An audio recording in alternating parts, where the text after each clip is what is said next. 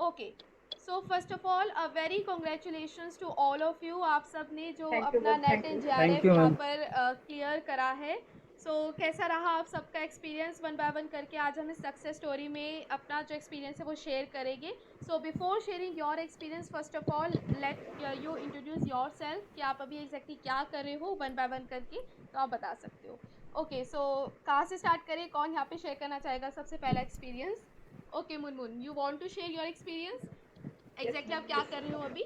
Ji. Ma'am. I am Munmun Das from West Bengal. और मैं अभी तो डीएलएड कॉलेज को एक ट्रेनिंग कॉलेज से जुड़े हुई हूँ। हम्म। वहाँ से मैं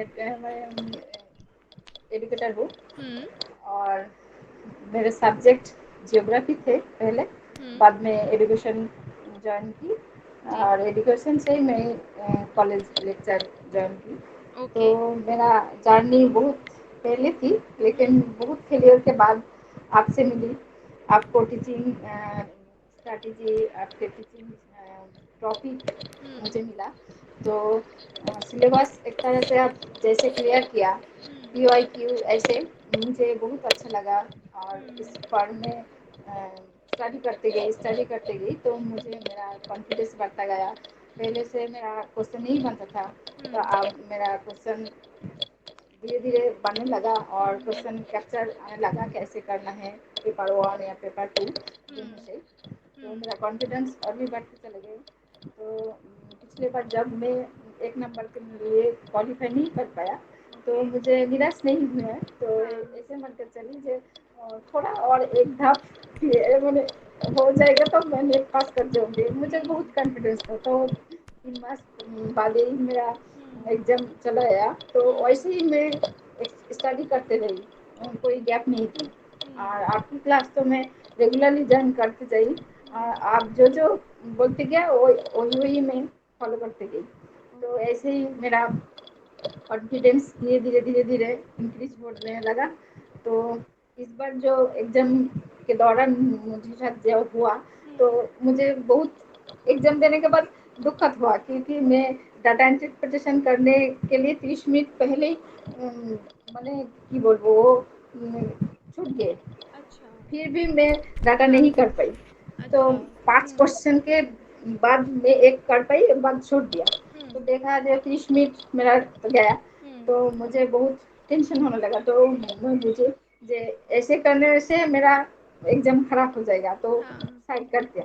अच्छा। बाद में क्वेश्चन अटेम्प्ट करते गई उसका टेंशन मुझे और नहीं मैंने आने दिया। हम्म। ऐसे क्वेश्चन जब बढ़ने लगा, जी। तो मुझे ये कॉन्फिडेंस लगा जो हम्म। पास जो होने इससे ही होना है। हम्म। वो हम्म। उसके लिए मेरा टेंशन करने की कोई वजह नहीं, क्योंकि हम्म। मैं तो क्वेश्चन मैंने अब देने बैठी हूँ। ऐसे हम्म। से मेरा टेंशन से बाद और जो क्वेश्चन है वो खराब हो जाएगा। अच्छा। ऐसे हम्म। आस्ते आस्ते करते गई तो मुझे ऐसा लगा जो थोड़ा सा ठीक ठाक क्वेश्चन अटेम्प्ट कर पाई। ओके। जैसे हम्म। ही मुझे खत्म होएगा टेंशन, तो वही छोड़ के चले बिंदास चले। तो पास हो तो हो, नहीं तो बाद में और भी देख लेंगे। हम्म। ऐसे हाँ, पेपर ऑन मुझे इस बार बहुत अलग लगा। हम्म। मैंने लेकिन जब आपने रिजल्ट देखा कितनी टेंशन थी, जैसे जैसे मैंने अपना हाँ, एग्जाम क्लियर मुझे किया, मुझे लेकिन एक बार हाँ। मार्जिनल टाइम मैंने मार्जिनल पर मेरा ये था अच्छा। स्कोर था अच्छा। मेरा 154 हम्म। हुआ था। तो हम्म। गॉड के प्यार की जो पार करा दे गॉड मेरा। हम्म। नहीं तो फिर भी 6 मंथ लेट को हाँ। अटेम्प्ट करना पड़ेगा।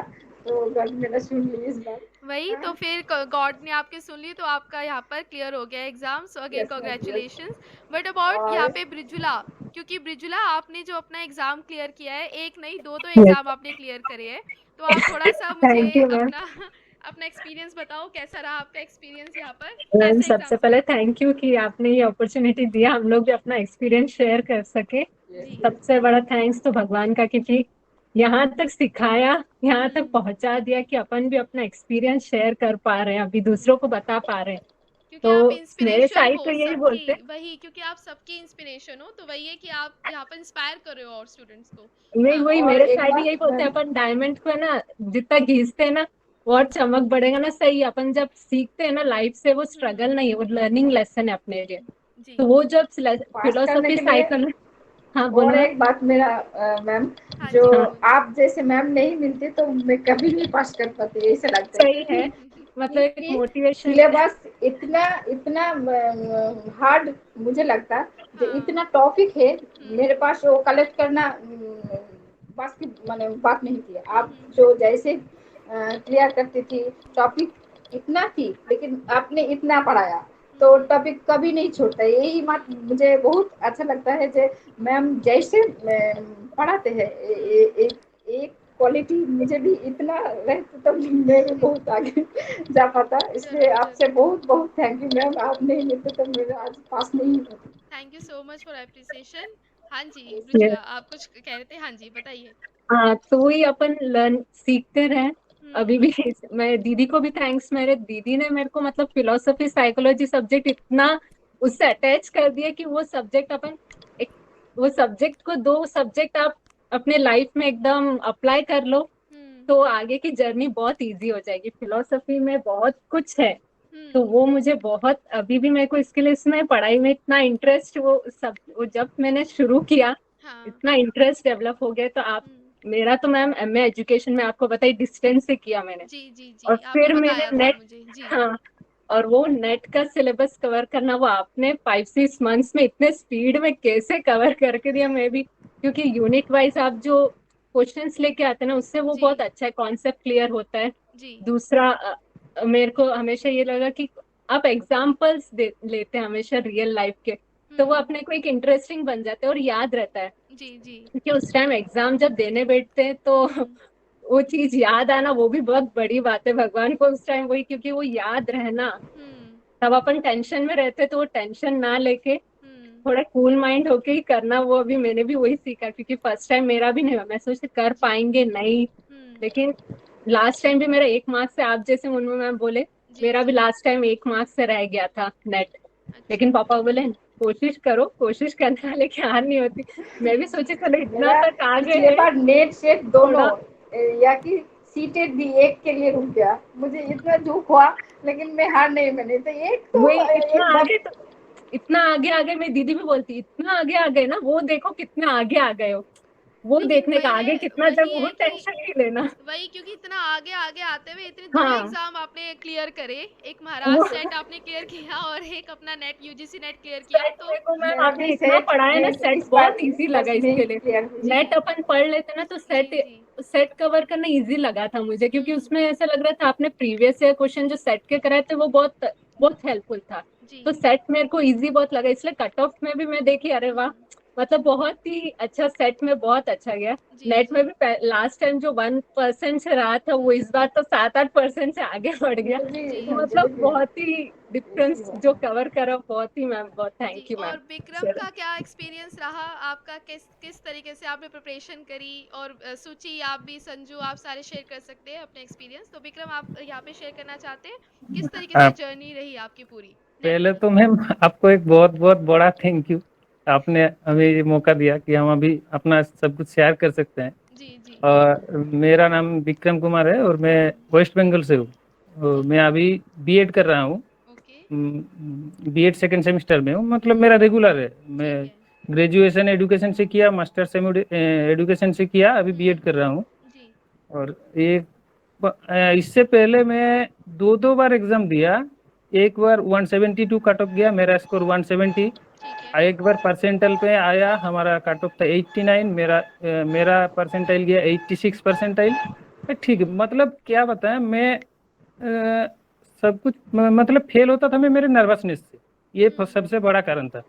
अब मैं मतलब जब एग्जाम हॉल का जो कॉन्फिडेंस था ना, वही मेरे लिए सबसे बड़ा दिक्कत होता था। कि मैं बाहर मॉक टेस्ट देता था, बहुत अच्छा स्कोर होता था, कोई बात नहीं, सब कुछ ठीक ठाक था, लेकिन एग्जाम जब देता था तब इजी इजी क्वेश्चन, मैम वो जो 2 मार्क्स से मेरा नहीं हुआ, मैं एक ये क्वेश्चन आया था उसमें, वो जो नॉमिनल ऑर्डिनल का स्केल था जी वो हायर से लोअर पे था, जी। और मैंने उसको क्वेश्चन भी ना पढ़ के गलत करके आया था। उल्टा पढ़ लिया।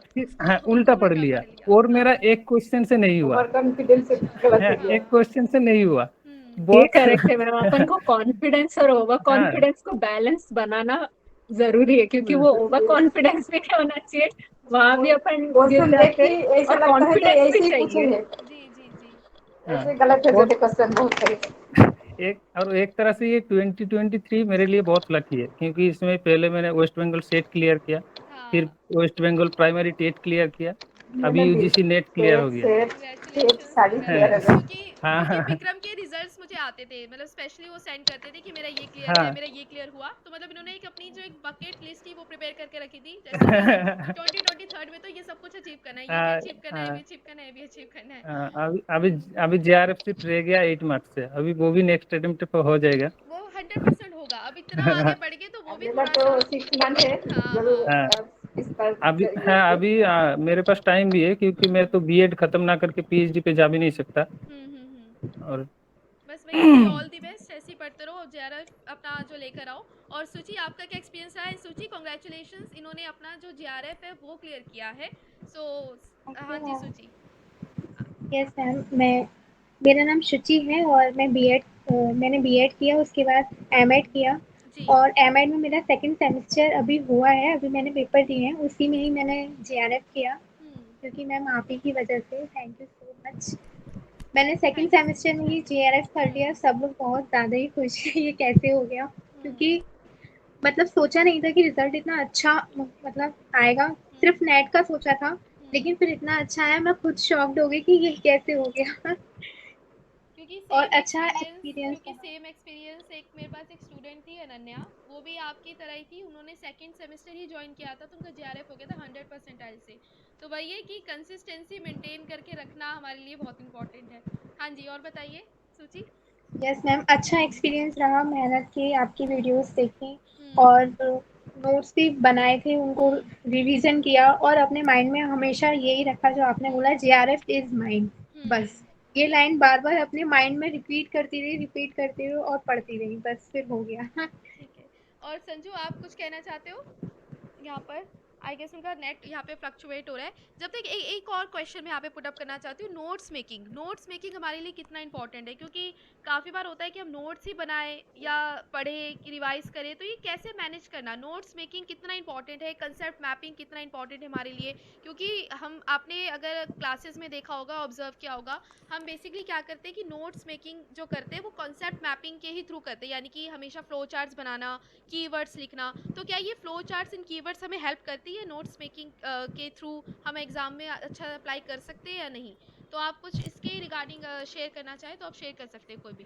कितना मैम इंपॉर्टेंट है पहले नोट्स मैं मेकिंग? बोलना चाहूँगी, हाँ जी बोलिए। जो पहले मैं आपका क्लास लेती थी, तो सारे कुछ एक साथ पढ़ते पढ़ते मेरा बहुत ज़्यादा पढ़ना लगता था, जो नहीं पढ़ पाती।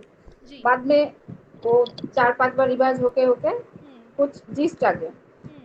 जब इस बार में कुछ कुछ टॉपिक, सारे नहीं, कुछ कुछ टॉपिक में जो लगा जो नोट करना चाहिए वो मैं नोट किया और रिवाइज किया। ठीक है। जे मैंने तो आपका फ्री लर्नर हूँ, इसलिए आप तो सिलेबस को ऐसे पढ़ाती थी, पहले तो डिटेल्स, बाद में की, हाँ, और बाद में पीओआई की, ठीक है। थ्री स्टेज में आप इसको अच्छा से क्लियर कर दिया। तो हम लोगों को जो क्वेरीज था, कोई क्वेश्चन है मुझे समझ नहीं आया, बार बार रिपीट होने से, अनजाने से उसको मुझे समझ आ जाता था। जो एक क्वेश्चन आप बोलने के साथ साथ ही क्वेश्चन की पकड़ आ जाता था। ऐसे क्वेश्चन बहुत अच्छा, माने अटेम्प्ट करने के टाइम जो कॉन्फिडेंस मिलता है, जो नहीं मैं राइट ही कर पाई,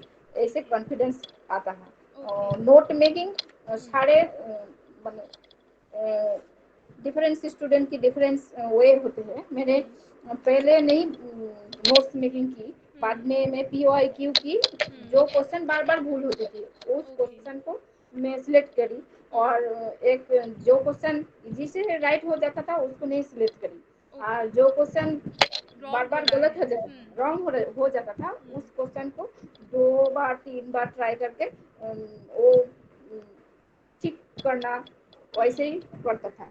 तो बहुत हेल्प मिलते और क्वेश्चन सही भी होते, लेकिन हाँ हाँ। ऐसे ही किया। और मृदुला, आपने किस तरीके से नोट्स मेकिंग करी? मतलब क्योंकि ये एक सबसे अच्छा की पॉइंट यहाँ पे मुनमुन ने बताया कि जो क्वेश्चन सही होता था वो नहीं, जो गलत होता था उसका हाँ कीवर्ड पकड़ना, ताकि हम आगे जाके यस वो मैम। गलती ना करें। तो आपने मैं किस भी तरीके आप से स्ट्रेटेजाइज किया? मतलब हाँ मैम, जी आप जो यूनिट वाइज कराते थे ना क्वेश्चंस, जी जी। मोस्ट इम्पोर्टेंट वाले जो थे उसमें तो मैंने मतलब वो क्वेश्चंस उसी को ही देखती थी। उसमें है ना आप, क्योंकि एक क्वेश्चन में ही आप 4 कॉन्सेप्ट क्लियर हो जाए, मतलब 4 ऑप्शंस रहते तो आप उसमें ही क्लियर करा देते थे। अच्छा ये नहीं है तो क्यों नहीं है, जी तो जी 4 आंसर मिल ही जाते हैं वहां पे अपने को, जी तो जी। वहां पे वो चीज क्लियर हो जाता है। और जो नहीं, मतलब फिर वापस से एक और बार करो, नहीं याद है तब वो मैं फिर नोट्स फिर वहां मैं लिखती थी, क्योंकि वो चीज मुझे याद नहीं हो रहा है तो मतलब वहां कहीं मैं छूट रही हूँ। ओके। मतलब हर चीज में नहीं लिखने बैठती थी, क्योंकि हर हाँ चीज जी। अपन इतना अपने को याद भी नहीं याद भी रहेगा। नहीं रहता जी। तो तो वही जितना, कंसेप्ट मैपिंग हाँ, करना हमारे लिए वही इम्पोर्टेंट है बस पॉइंट्स लिख जी। के फिर अपन, हाँ। मतलब जो नहीं हो पा, कुछ छूट रहा है तो उसको समझ लेना कि वो मतलब कैसे लाइफ में अपन, कैसे लाइफ के थ्रू भी अपन कोई चीज एक्सपीरियंस करके सीखते ना, वो जल्दी हो जाता है जी कैच। जी। वो बहुत जल्दी सीखते हैं, मैंने तो सीखते वही हैं। अभी अपने लाइफ में मैंने ऐसे ही सीखा। ओके। और विक्रम, आपने किस तरीके से करा नोट्स मेकिंग का? एंड सूची, आप भी बता सकते हैं, संजू आप भी यहाँ पे हाईलाइट कर सकते हैं, नोट्स मेकिंग कितना इंपॉर्टेंट है मैम, हमारे लिए। नोट्स नोट्स मेकिंग के लिए वही चीज, पहले अपनी वीकनेस को आइडेंटिफाई कर लो, फिर ठीक है। पहले उस पे ज्यादा फोकस करो। हम्म। उस पे आप कैसे नोट्स बना सकते हो, कैसे याद रह सकता है। ओके। लाइक ये मेरी एक वीकनेस ही है कि मुझे याद नहीं रहता। याद नहीं रहता, ठीक है। आप बार बार लेकिन मैं कोशिश इसमें कर मेरे लूँ, को मैं एक नहीं रह पॉइंट, सकता, वो हो ही जाता है गलती।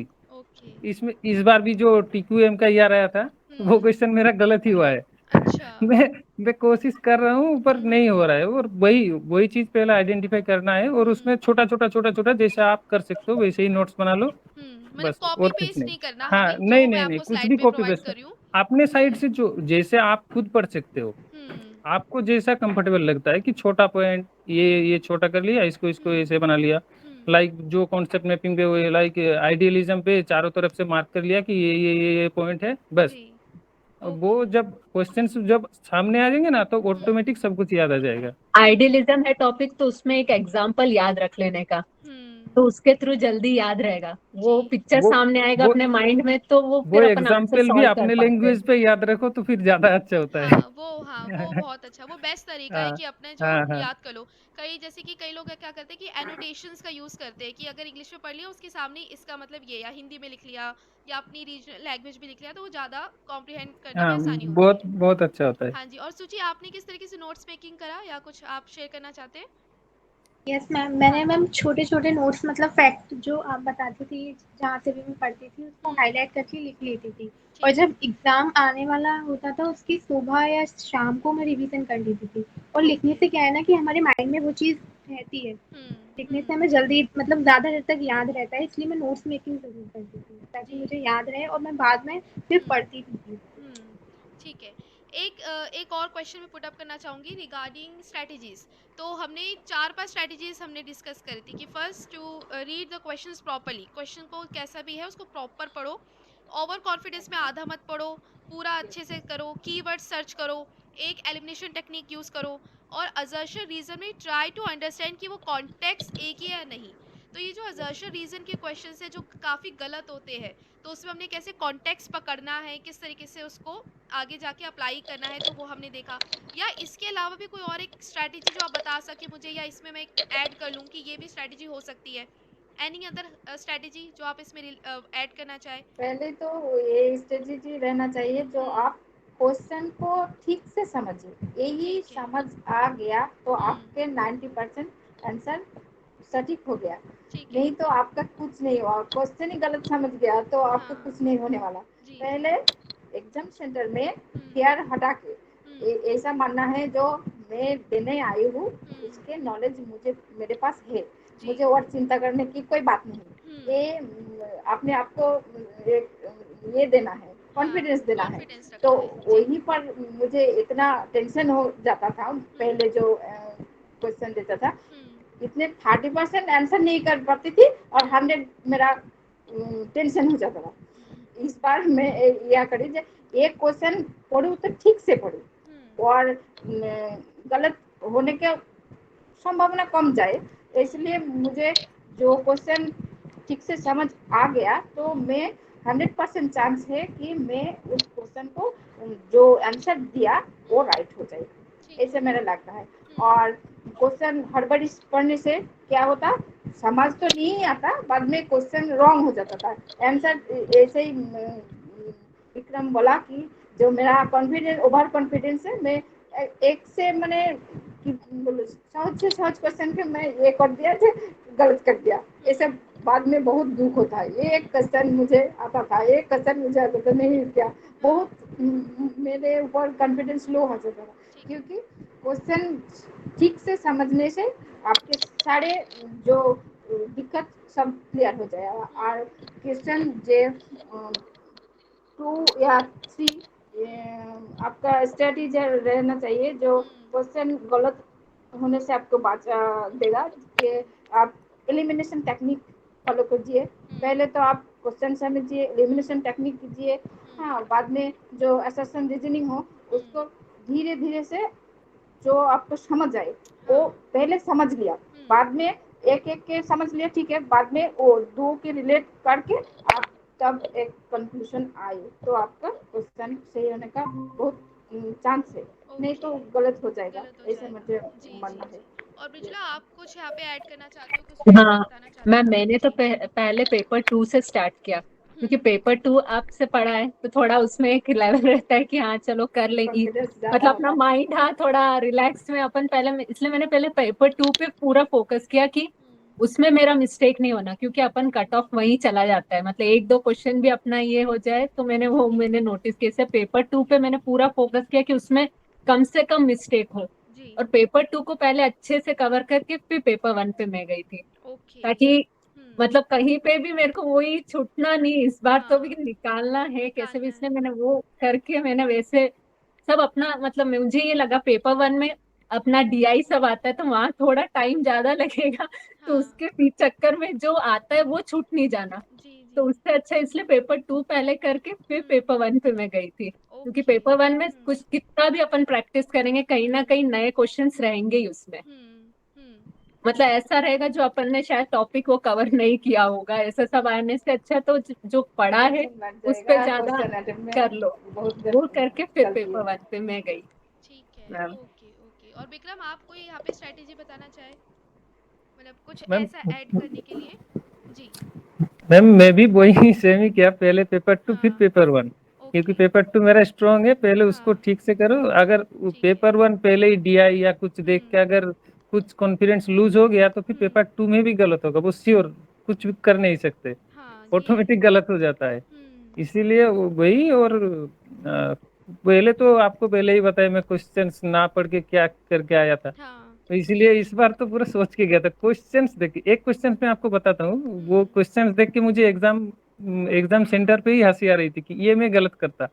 वो जो सावित्रीबाई फुले का एक क्वेश्चन था कि वो को क्या नहीं थे, अच्छा, उसमें एक ऑप्शन था पॉलिटिकल एक्टिविस्ट, और वो मैक्सिमम मेरे फ्रेंड्स को पूछा कि वो सावित्रीबाई फुले का क्वेश्चन किया गया, मैक्सिमम स्टूडेंट्स ने क्या बताया, पोएट किया, पोएट, वो तो पोएट थे। वो जो नोट एक होता है क्वेश्चन पे वो सबसे ज्यादा दिक्कत देता है। हाँ वही नोट को अगर पढ़ लिया हमने, क्योंकि वही होता है ना कि पूरा पढ़ लेते क्वेश्चन, नोट मिस हो गया तो हो गया फिर काम हाँ खत्म। वही वही वही, यही चीज वो है, क्वेश्चंस पहले ठीक से पढ़ना है। क्वेश्चन को रीड करना अच्छे से, ठीक है, तो ये यही स्ट्रेटेजी आपकी है। संजू आप कुछ यहाँ पे हाईलाइट करना चाहते हैं अपना यहाँ पर कि किस तरीके से आपने क्वेश्चन को रीड करा या पढ़ा है, क्योंकि संजू का भी नेट यहाँ पर क्लियर हुआ है, तो if she wants to share her success story और नॉट, क्योंकि काफ़ी बार होता है कि एक ये भी है कि पेपर 1 और पेपर 2 में टाइम मैनेज करना बहुत मुश्किल हो जब हम जाता एग्जाम है। में बैठते हैं, स्क्रीन के सामने बैठते हैं, तो एकदम से डीआई आ गया या मेरे भी एकदम से ऐसे ही हुआ, पहले मैथमेटिकल डीआई रीजनिंग आया आ गया। और डीआई देख कर मुझे अच्छा ये ऐसे लगा कि मैं कर लूंगी, तो करते करते इतना टाइम चला गया तो मुझे समझ नहीं, टाइम देखा बाद में बड़े बाप रे क्या हो गया, मुझे तो और भी क्वेश्चन करना है, ये छोड़ दे नहीं तो क्वेश्चन मेरा खराब हो जाएगा। ऐसे में 5 के 5 ही क्वेश्चन छोड़ के आ गया, बाद में उसको फिल करने गई तो शट डाउन हो गया, टाइम नहीं मिला। ओके। टाइम मैनेज में मेरा बहुत दिक्कत हुआ इस बार। नहीं, सही बात बताइए। जेहेतु मुझे वो पेपर 2 की कॉन्फिडेंस था, लेकिन पेपर 1 बहुत टाइम नष्ट कर देता, मुझे ऐसा लगता है। वो की जो कॉन्सेप्ट है ना, मुझे पेपर 1 पे भरोसा नहीं होता, इतना जान के भी मैं कॉन्फिडेंस नहीं हो पाता था। पेपर 1 टाइम मुझे मेरा तो खराब ही हो जाता है, 1 घंटे से कहीं मुझे पेपर ऑन नहीं कर पाती थी, और उसके लिए 1 घंटा से ज़्यादा टाइम वेस्ट हो जाता था। इसलिए और जो स्टूडेंट है उसको ऊपर नज़र देना है, प्रैक्टिस करना है, जो 1 घंटा के अंदर ही पढ़ पाए ये उसको पढ़ना होगा, नहीं तो बहुत दिक्कत हो जाएगा पास आने के लिए, ऐसा मुझे लगता है। और आपने कैसे किया विक्रम एंड ब्रिजुला, मतलब पेपर 1 में कितना टाइम दिया? 1 घंटा हम सोच के चलते हैं कि 1 आवर हमें देना है, अगर उससे ज़्यादा एक्सकीड कर रहा है तो क्या वो एक प्रॉब्लमेटिक सिचुएशन हो सकती है, या फिर वो हाँ हम संभाल लेंगे उसको कि 1 से ज़्यादा घंटे में हमारा अगर पेपर 1 हो रहा है तो ये इसमें? मैम पहले तो मैं जैसा समझता हूँ, it's mainly depends on the papers. Paper कैसा है, ऑब्जेक्टिव है या कुछ सर्च रीजन ज्यादा क्वेश्चन है, ठीक है। उसमें टाइम जाता है। इस बार का पेपर जैसे थोड़ा नॉर्मल क्वेश्चन था, छोटे छोटे क्वेश्चन थे, इसलिए थोड़ा टाइम मैनेजमेंट में कोई प्रॉब्लम नहीं हो, क्योंकि मैं पहले पेपर 2 किया, उसमें टाइम वो तो अप्रोक्स देखा नहीं, लेकिन पेपर 1 का करने के बाद भी मेरे पास टाइम था। ठीक है। मतलब ये अप्रोक्स 8 मिनट मेरे हाथ में था। वो फिर DI का एक क्वेश्चन मुझसे नहीं हो रहा था वो 8 मिनट तक मैंने उसी को देखते देखते नहीं हुआ, फिर छोड़ दिया। वैसे ही ये पेपर जैसा हो वैसा ही मैनेज कर लेना चाहिए, और सबसे ज्यादा मॉक टेस्ट देना है, बस उसी से स्पीड आ जाती है। वो मास्ट है। प्रैक्टिस करोगे मॉक टेस्ट को, उतना एक एग्जाम वाला और फील आपको देखने को मिलेगा वो कि लोग हाँ, और मॉक टेस्ट में मैम इजी क्वेश्चंस नहीं देना चाहिए, ये मैं समझता हूँ। मॉक टेस्ट में जब जितना आप हार्ड दे सकते हो उतना अच्छा है। हाँ वो आपका टाइम मैनेजमेंट के ऊपर उसका ये कॉन्फिडेंस आ जाएगा, ये ठीक बात है। एंड ब्रिजुला आप यहाँ पर पेपर, क्योंकि आपने पहले पेपर 2 किया आई गेस। हाँ, मैंने इसलिए मैम वही मैंने पेपर 2 को पूरा टाइम, क्योंकि मुझे उसमें मेरा बस माइंड में ये था कि मुझे पेपर 2 में फुल मार्क्स लाना है, मतलब जितना हो सके उतना सही होगा ना, तो वो अपना कट ऑफ पार करना है कैसे भी, वो माइंड में रख के मैंने चला। तो मैंने पेपर 1 में कम टाइम दूंगी तो भी चलेगा, मुझे पेपर 2 मेरे को जितना जिस चीज को मेरे में कॉन्फिडेंस है उसको ज्यादा अच्छे से करके आओ, मैंने वो बस दिमाग में रख के मैम मैंने करा।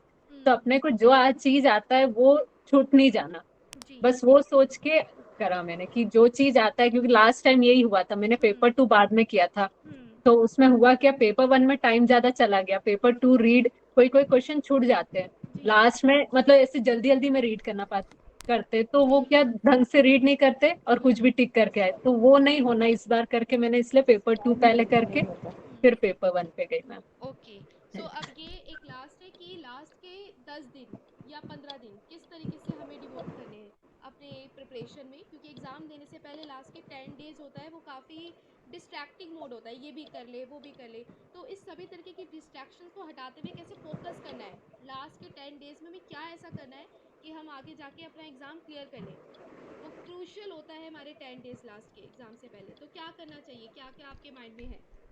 मैम जब क्वेश्चन एग्जाम क्लियर मैंने ज़्यादा दूर नहीं होता तो मेरा मन चाहता था सारी एक साथ ही पढ़ लूँ, ऐसा लगता, तो ये बात मान के जो एक एक करके क्लियर करना है, लेकिन तो सभी एक साथ क्लियर करते बैठे तो कुछ भी नहीं होगा, और ऐसे होगा जो टाइम मैनेजमेंट तो नहीं होगा, रिवाइज भी नहीं होगा।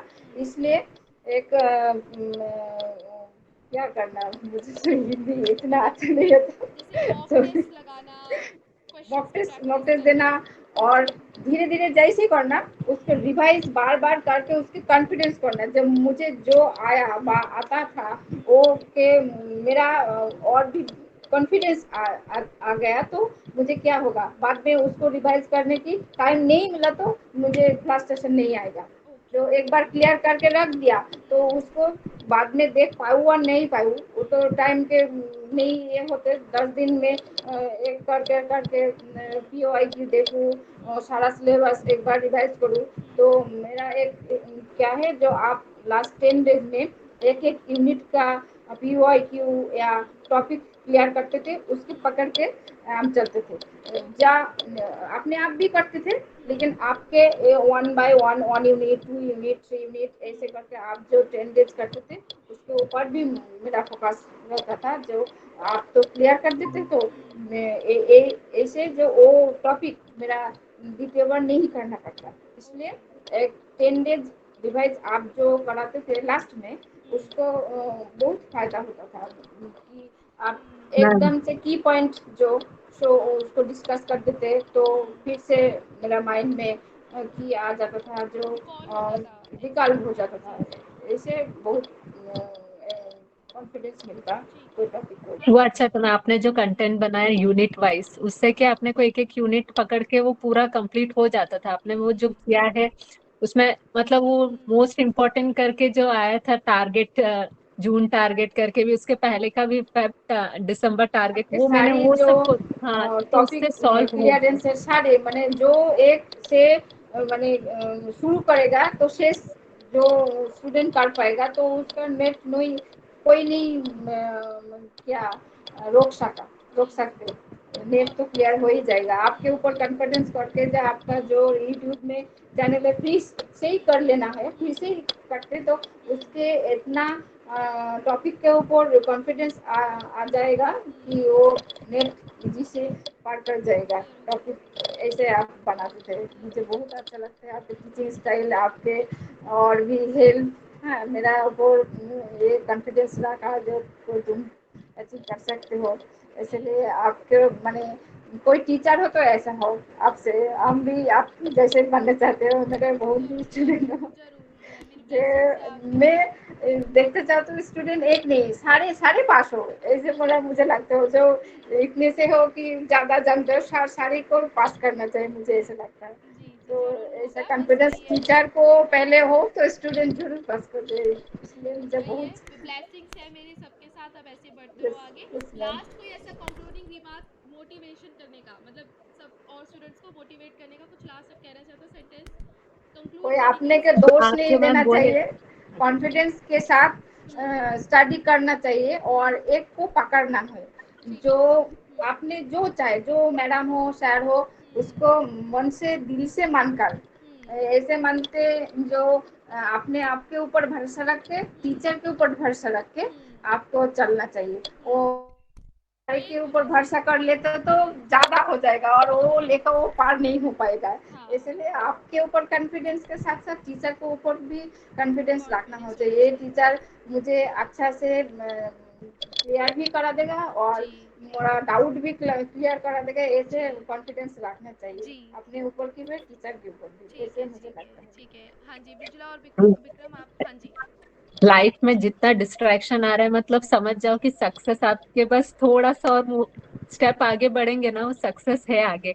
तो जब भी लाइफ में जितना अपन स्ट्रगलिंग टाइम आएगा ना, तो बस समझो हाँ नेक्स्ट स्टेप अपना सक्सेस का ही है। तो वो पार कर, उस टाइम बस अपने गोल पे फोकस रहो, कुछ भी सोचने का नहीं।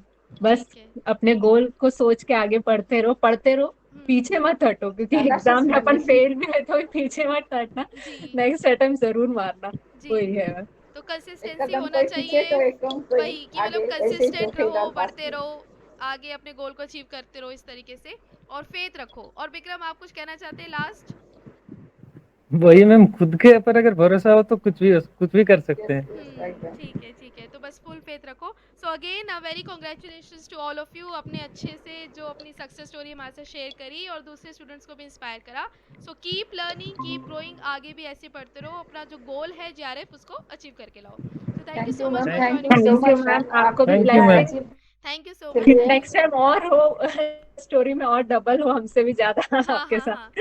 और स्टूडेंट्स हो और उनका भी क्लियर हो। थैंक यू सो मेरे मच। बेटे को भी Thank आपका you, मतलब ma'am. टीचिंग स्टाइल बहुत पसंद है, वो भी मामा बहुत अच्छा पढ़ाते हैं ना निधि मैम, मैं वही बोलता है मेरे को भी। थैंक यू बोला उन्हें भी। Thank you for appreciation.